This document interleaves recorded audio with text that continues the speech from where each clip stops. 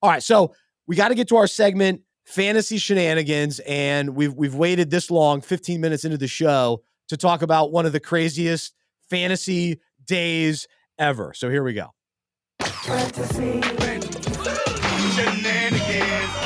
Fantasy Shenanigans. What in the world? Miami. I mean, we saw some of this last year. We saw glimpses of it, but this was on a whole new level. Devon Achane. Look at him. Call him Achane. Call him Achane. He's scoring touchdowns every time he touches the ball. Raheem Mostert, left and right, running all over the field. You got Tyreek Hill.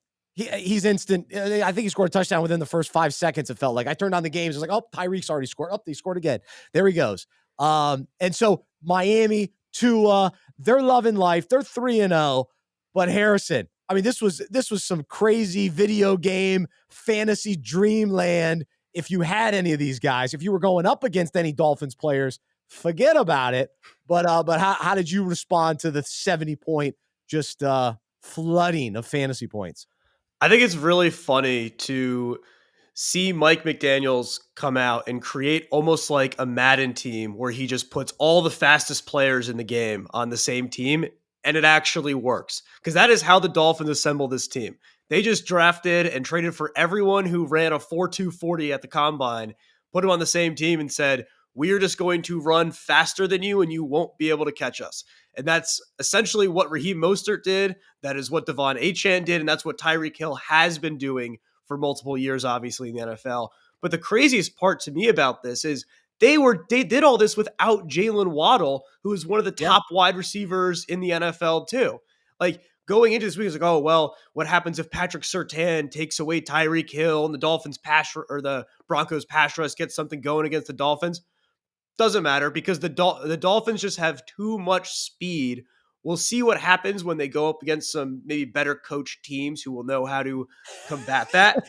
Sean Payton, not a good coach team. Is that what you're telling me? Sean Payton's never been known for his defense. That's all I'm saying. He's great with quarterbacks. I mean, we'll see what ends up happening with him and Russ throughout the rest of the season. But I don't know if Sean Payton's ever known as a defensive mastermind in the NFL.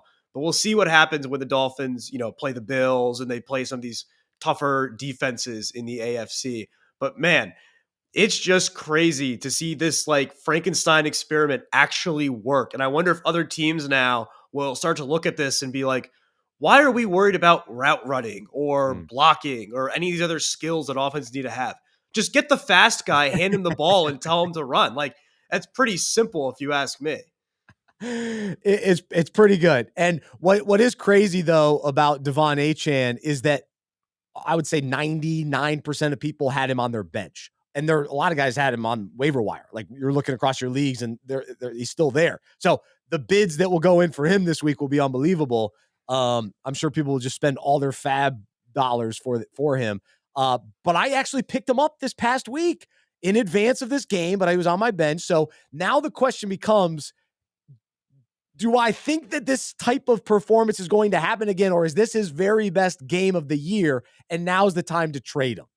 And I think it's worth considering because this is such an outrageous game, and it's just so hard to replicate. But the Dolphins are capable of doing similar performances throughout the year.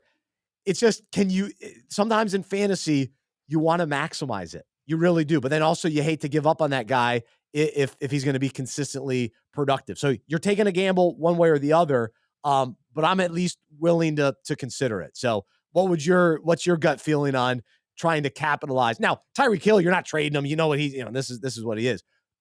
But Mostert gets injured a lot. So do you trade Mostert right now? That's worth considering.